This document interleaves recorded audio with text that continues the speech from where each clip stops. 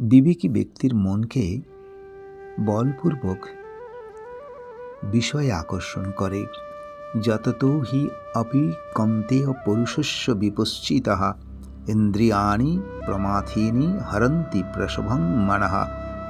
হে কন্তেয়, যতত যত্নশীল, বিপশ্চিত বিবেকবান, পুরুষস্য অপি মানুষেরও, প্রমাথিনী অর্থাৎ প্রমথনশীল বা চিত্তকে বিক্ষেপকারী ইন্দ্রিয়গুলি বলপূর্বক হরণ করে।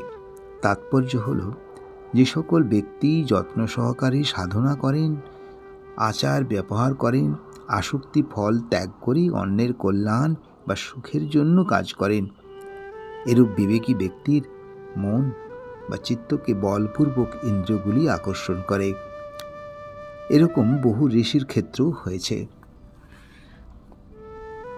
এরপর বলছেন, তানি সর্বাণি সংযম্যযুক্ত আশিত মৎপরঃ বলৈহি যস্যেন্দ্রিয়াণি তস্য প্রজ্ঞা প্রতিষ্ঠিতাঃ।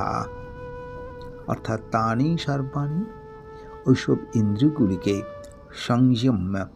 সংযত করে, মৎপর আমাতে চিত্ত সমাহিত করে, আশিত অবস্থান করে, হি যস্য কারণ যার, ইন্দ্রিয়াণি ইন্দ্রিয়গুলি বশে বা সংযত, তস্য প্রজ্ঞা তারই বুদ্ধি, প্রতিষ্ঠিতাঃ প্রতিষ্ঠিত বলে জানবে।